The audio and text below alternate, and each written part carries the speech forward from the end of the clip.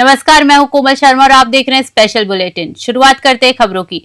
थाना प्रभारी पूनम सविता के निर्देशन में थाना सिलवानी ने रविवार रात बजरंग चौराहे पर सघन वाहन जांच अभियान चलाया। इस अभियान के संदिग्ध व्यक्तियों की तलाशी, पहचान सत्यापन और यातायात नियमों का पालन सुनिश्चित करने पर विशेष ध्यान दिया गया। पुलिस ने मुख्य मार्गों पर रोड पेट्रोलिंग जारी रखते हुए सुरक्षा व्यवस्था को और मजबूत किया। अभियान का उद्देश्य क्षेत्र में सुरक्षा, शांति और अपराध नियंत्रण बनाए रखना है। थाना प्रभारी ने कहा कि यह कार्यवाही नियमित रूप से जारी रहेगी और आम नागरिकों से अपील की है कि वे सहयोग करते हुए यातायात नियमों का पालन करें। पुलिस की ये पहल स्थानीय लोगों में जागरूकता बढ़ाने और सड़क सुरक्षा सुनिश्चित करने की दिशा में महत्वपूर्ण कदम मानी जा रही है। सिलवानी से मनीष रघुवंशी की रिपोर्ट। नगर के किसानी मोहल्ला स्थित पूर्व राज्य मंत्री जालम सिंह पटेल एवं इंजीनियर सरदार सिंह पटेल के निवास पर आज जगत गुरु शंकराचार्य स्वामी अधिमुक्तेश्वरानंद सरस्वती का ससम्मान आगमन हुआ। जैसे ही शंकराचार्य महाराज श्री पधारे, परिवार के सदस्यों सहित भक्तों ने उन्हें भावपूर्ण स्वागत के साथ पादुका पूजन कर सम्मानित किया। इस दौरान शंकराचार्य महाराज ने कैबिनेट मंत्री प्रहलाद सिंह पटेल और सरदार सिंह पटेल की माता स्वर्गीय श्रीमती यशोदा पटेल के तैल चित्र पर पुष्प अर्पित कर श्रद्धांजलि दी। महाराज श्री ने धर्म, संस्कृति और राष्ट्र सेवा की भावना को सर्वोच्च बताते हुए उपस्थित जनों का सदाचार, सेवा और आध्यात्मिक जागृति का संदेश दिया। कार्यक्रम में क्षेत्रीय जनप्रतिनिधियों, सामाजिक कार्यकर्ताओं और बड़ी संख्या में भक्तों की उपस्थिति रही। वातावरण धार्मिक आस्था और आध्यात्मिक ऊर्जा से भरा नजर आया। गोटे गांव से संजू चौहान की रिपोर्ट।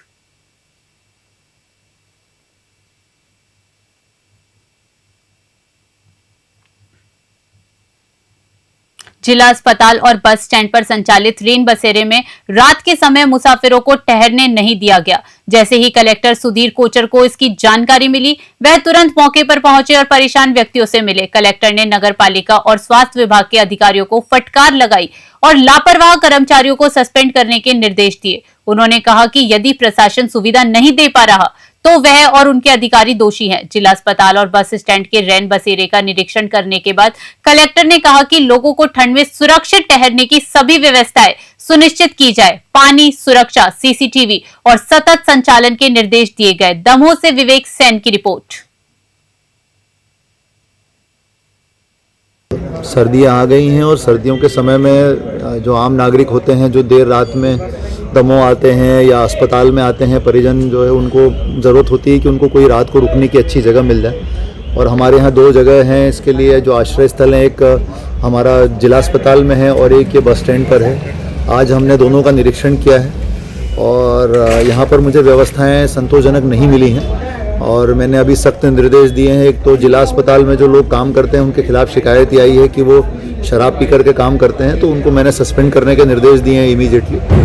और इसका उपयोग जिला अस्पताल वाले का उपयोग ही ढंग से नहीं हो रहा है क्योंकि किसी को वो जाने ही नहीं देते हैं और रात को वो बंद रहता है। तो मैंने आज से निर्देश दिया है सीएमओ साहब को कि आप पूरे लोगों की व्यवस्थित रूप से ड्यूटी लगाइए और कल से शिकायत कहीं से नहीं आनी चाहिए। इसी प्रकार से जो रेन बसेरा है नगर पालिका का बस स्टैंड पर, इसके भी यही हाल है कि यहाँ इसका कोई उपयोग नहीं हो रहा है क्योंकि एक तो ये बस स्टैंड। एसपी अंकित सोनी के दिशा निर्देश और एएसपी मान सिंह ठाकुर के मार्गदर्शन में सोमवार शाम यातायात थाना प्रभारी अजय प्रताप सिंह अपनी टीम के साथ शहर की सड़कों पर निकलकर दोपहिया वाहन चालकों को हेलमेट पहनने के लिए जागरूक किया। इस दौरान बिना हेलमेट बाइक चलाने वालों के नाम यमराज ने डायरी में नोट किए और उन्हें संभावित दुर्घटनाओं से बचाव हेतु हेलमेट पहनने की हिदायत दी। जो वाहन चालक हेलमेट पहने हुए मिले उन्हें फूलमाला पहनाकर सम्मानित किया गया। पुलिस ने बताया कि 26 नवंबर से 10 दिसंबर तक ये जन जागरूकता अभियान चलेगा। चालकों को 300 रुपए का चालान भरने के बजाय ISI मार्क वाला हेलमेट दिया जा रहा है। बीते एक वर्ष में सड़क दुर्घटनाओं में 600 से अधिक मौतें, जिनमें 400 से अधिक हेलमेट न पहनने के कारण हुई है। गुना से विनोद सोनी की रिपोर्ट। ये आज जो अभियान चलाया जा रहा है, माननीय हमारे आदरणीय पुलिस जो महानिदेशक महोदय हैं, DGP सर और SP सर के जो आदेश है उसके अनुसार 15 दिन का एक विशेष अभियान है 26 नवंबर से 10 दिसंबर तक। ये 15 दिवस का जो विशेष अभियान है इसमें हेलमेट को लेकर के 0 टॉलरेंस रखा गया है। तो उसी के हमने तारतम्य में ये एक जो अभियान है चलाया है, जिसमें अपना जमराज भी है, हमने हेलमेट वितरित भी किए हैं, पम्पलेट्स भी बांट रहे हैं लोगों को, जिससे कि कम से कम लोग अवेयर हो और हेलमेट जरूर पहनें। चालान कार्रवाई की जा रही है? हाँ जी, कई सारे ऐसे हमारे वाहन चालक जिन्हें हेलमेट की नीड नहीं है, उनके पास हेलमेट है बट उन्होंने हेलमेट किसी कारण से नहीं लगाया है, तो वो चालान बनवा रहे हैं, बनवाते हैं। ये अभियान कितने दिन चलेगा? ये अभी अभियान फिलहाल 10-15 दिन के लिए है, तो 10 दिसंबर तक ये अभियान चलाया जाएगा। जिले के पथरिया नगर क्षेत्र में 77 वर्षीय वृद्ध बाल मुकुंद पटेल के साथ साइबर ठगी का मामला सामने आया है। इलाज के लिए पैसे निकलवाने आए वृद्ध का एटीएम कार्ड बदलकर खाते से कुल 17,000 रुपए निकाल लिए गए। जानकारी के अनुसार दोपहर में एटीएम पर खड़े युवकों ने बार बार ट्रांजैक्शन फेल करवा कर मौके का फायदा उठाया। एक युवक ने सेना की वर्दी पहनकर मदद का झांसा दिया और वृद्ध का कार्ड अपने कार्ड से बदल लिया। बैंक पहुंचने पर वृद्ध को पता चला कि पहली बार 10,000 और दूसरी बार 7,000 रुपए निकाल लिए गए हैं। पीड़ित ने पुलिस थाने और हेल्पलाइन 1930 पर शिकायत दर्ज कराई। थाना प्रभारी अमित मिश्रा ने बताया कि सीसीटीवी फुटेज सामने आ चुका है और पुलिस मामले की जांच कर रही है। दमोह से विवेक सेन की रिपोर्ट। आज दिनांक की बात है, बाल मुकुंद पटेल पिता श्री महादेव पटेल, जिनकी उम्र करीब 75 वर्ष है, जो वार्ड नंबर 4 पथरिया के निवासी हैं, आज SBI ATM पर अपने पेंशन के पैसे निकालने गए हुए थे। तभी वहाँ पर किसी अज्ञात व्यक्ति द्वारा इनका ATM कार्ड चेंज करके किसी दूसरे ATM से पैसे निकाल लिए गए, जिसकी सूचना इन्होंने थाने पर आकर दी है। इस पर अपराध पंजीबद्ध किया जाकर विवेचना में लिया जा रहा है। अभी तक की जांच में क्या सामने आया है, क्या आरोप? अभी जो फुटेज देखी गई है उसमें एक व्यक्ति समझ में आ रहा है जो बाहरी लग रहा है, पथरिया में नहीं है। उसके व्हाट्सएप ग्रुपों पर भी उसकी फ़ोटो सर्कुलेट कर दी गई हैं। कहीं से कोई उसकी जानकारी मिलती तो कार्रवाई की जाएगी। पैसा निकालने SBI गए, पथरिया SBI, और वहाँ लाइन लगी थी तो 2-3 जनों ने पैसा निकाल लिया और इसके बाद हमारा नंबर आया तो बाजू से एक हमारे आगे लड़का था उसी के साथ में, तो उसने अपने ATM में बैलेंस देखा तो उसका 37 रुपया बैलेंस था, तो उसने कहा नहीं है यार बैलेंस, और हमारे बाजू से खड़ा था तो मैंने अपना ATM डाला उसने मशीन में।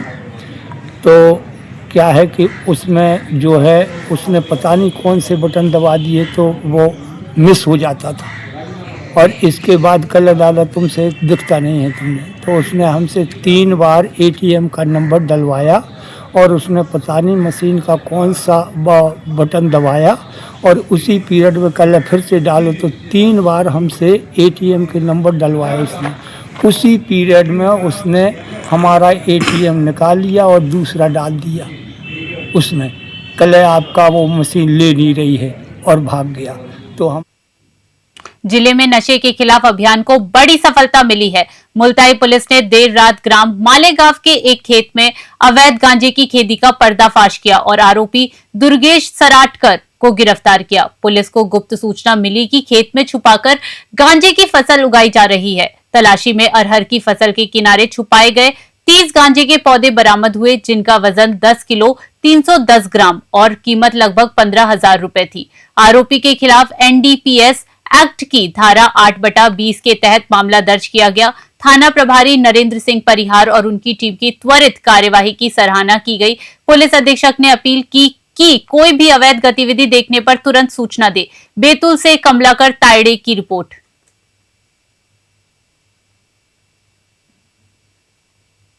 श्रीमान पुलिस अधीक्षक महोदय जिला बैतूल श्री वीरेंद्र जैन सर द्वारा लगातार अवैध मादक पदार्थों के और आरोपियों के विरुद्ध कार्रवाई करने के निर्देश के पालन में श्रीमान अतिरिक्त पुलिस अधीक्षक महोदया बैतूल श्री कमला जोशी मैडम एवं अनुभागीय अधिकारी अनुभाग मुल्ताई श्री शिव कुमार सिंह साहब के मार्गदर्शन में थाना मुल्ताई पुलिस टीम एवं चौकी पट्टन प्रभारी दिनेश कुमरे के साथ कंबाइंड ऑपरेशन में कल मुखबिर की सूचना, कल 30 दिसंबर को मुखबिर की सूचना पर कि मालेगांव के पास में एक संदेही नाम दुर्गेश सातलकर अपने खेत में गांजे की कुछ सूखे हुए पेड़ रखे हुए हैं। इसकी सूचना पर तत्काल मौके पर जाकर दबिश दी गई, जिसमें 30 अवैध मादक पदार्थ गांजे के 30 सूखे पेड़, छोटे बड़े पेड़, जिनका वजन करीब 10 किलो 310 ग्राम था। विधिवत जब्त करके अग्रिम वैधानिक कार्रवाई की जा रही है। कौशल विकास, तकनीकी शिक्षा एवं रोजगार मंत्री गुरु खुशवंत साहेब आज पीएम श्री स्कूल जवाहर नवोदय विद्यालय लवन में आयोजित सांस्कृतिक एवं प्रतिभा सम्मान समारोह और वृक्षारोपण कार्यक्रम में शामिल हुए। इस अवसर पर उन्होंने विद्यालय प्रांगण में आम का पौधा रोपित किया। मंत्री ने छात्रों को प्रेरित करते हुए कहा कि नवोदय विद्यालय से पढ़कर विद्यार्थी उच्च पदों पर पहुंचते हैं। उन्होंने कहा कि प्रधानमंत्री मोदी के विजन के अनुसार स्कूल को स्मार्ट क्लासरूम और तकनीकी सुविधाओं से लैस किया जा रहा है। मंत्री ने स्कूल प्रबंधन की मांग पर ड्रेनेज सिस्टम और खेल मैदान समलीकरण हेतु जिला प्रशासन को आवश्यक निर्देश भी दिए। उन्होंने युवाओं के उज्जवल भविष्य और सरकारी नौकरियों में पारदर्शिता सुनिश्चित करने का भी आश्वासन दिया। रायपुर से ब्यूरो रिपोर्ट।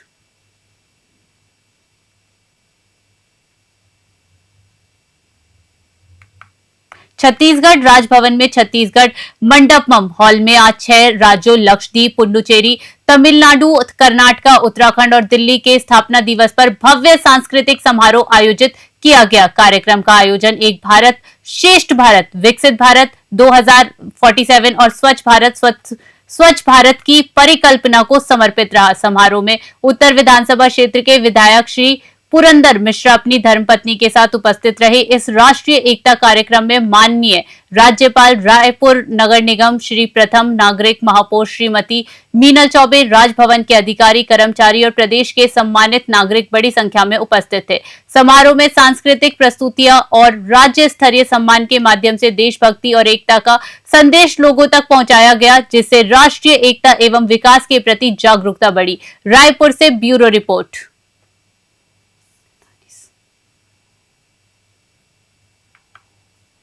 उप मुख्यमंत्री श्री विजय शर्मा ने अपने विधानसभा क्षेत्र कवधा के ग्राम चरडोंगरी और बांजी का दौरा कर चौपाल लगाई और ग्रामीणों की समस्याएं, मांगे एवं शिकायतें सुनी। बड़ी संख्या में महिला पुरुष ग्रामीण उपस्थित थे। उप मुख्यमंत्री ने सारंगपुर दुल्लापुर सड़क निर्माण, चेक डैम, सामुदायिक भवन, नाली, मंच निर्माण, सीसी रोड, शौचालय और सोलर लाइट लगाने सहित कई विकास कार्यों की घोषणा की। बांजी में 12 लाख रुपए का सामुदायिक भवन, सड़क निर्माण, शौचालय और मंच निर्माण की घोषणा की गई। उन्होंने अधिकारियों को निर्देश दिए कि सभी कार्यों की शीघ्र प्रशासकीय स्वीकृति सुनिश्चित की जाए और निर्माण कार्यों की गुणवत्ता तथा समय सीमा का विशेष ध्यान रखा जाए। रायपुर से ब्यूरो रिपोर्ट।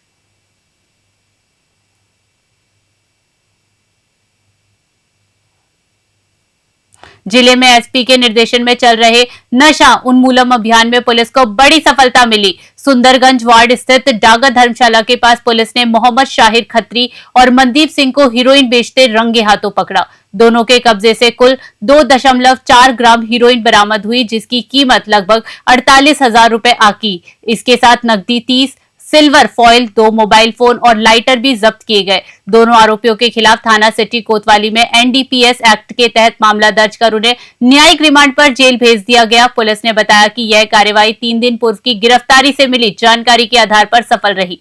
इससे जिले में नशे के खिलाफ जारी अभियान को मजबूती मिली और अवैध मादक पदार्थ बिक्री पर नियंत्रण भरा। धमतरी से ब्यूरो रिपोर्ट।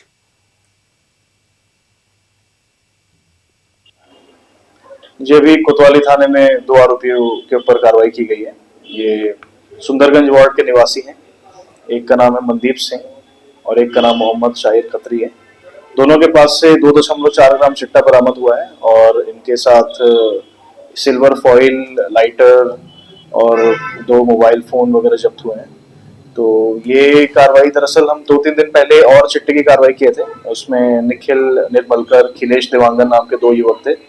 उनसे पूछताछ करने पे मालूम चला था इन दोनों का नाम कि ये सप्लाई करते हैं। तो इस तरीके से हम एंड टू एंड इन्वेस्टिगेशन कर रहे हैं और इनकी पूरी जो चेन है जो यहाँ पे हेरोइन सप्लाई करती है उसको तोड़ने का प्रयास कर रहे हैं। इसमें कोई बड़ा खुलासा हो सकता है? आगे हो सकता है। अभी इसमें हमने इनके फोन वगैरह की जांच की है और इनसे पूछताछ में कुछ लोग के जो नाम सामने आए हैं, अब हम उनके पीछे लगेंगे। तो जो पूरी सप्लाई चेन है इनकी, जहाँ से भी ये हेरोइन लेके धमतरी में आ रहे हैं, हम उसके पीछे लग रहे हैं। राजीव भवन में प्रदेश युवा कांग्रेस की कार्यकारिणी की महत्वपूर्ण बैठक आयोजित की गई।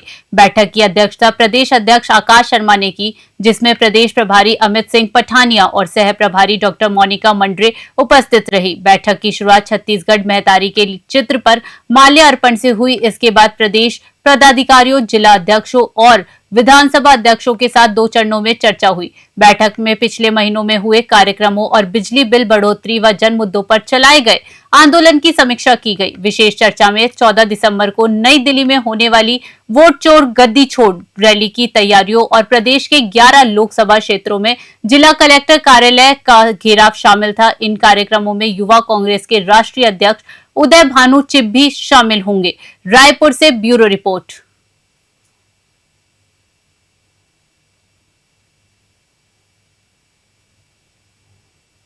Chamber of commerce and industries की द्वितीय कार्यकारिणी बैठक 29 नवंबर 2025 को रायपुर स्थित चैम्बर कार्यालय में आयोजित की गई। बैठक में पिछली बैठक की कार्यवाही का वाचन और अनुमोदन, 247 नए सदस्यता आवेदनों की समीक्षा व स्वीकृति, 113 सदस्यों के फर्म नाम, स्थान और प्रतिनिधि परिवर्तन पर प्रस्ताव पारित किए गए। बैठक में 2000 रुपए से अधिक के व्यय पर विस्तृत चर्चा हुई और सभी प्रस्ताव सर्वसम्मति से पारित किए गए। प्रदेश महामंत्री अजय भसीन ने पिछली बैठक की कार्यवाही पढ़ी और सदस्यों ने इसे स्वीकार किया। कोषाध्यक्ष निकेश बर्डिया द्वारा प्रस्तुत आय व्यय वितरण को मंजूरी मिली। बैठक में निर्णय लिया गया कि आजीवन सदस्यता शुल्क 31 मार्च 2026 तक 3500 रुपए तय रहेगा। इसके बाद संशोधन किया जाएगा। रायपुर से ब्यूरो रिपोर्ट।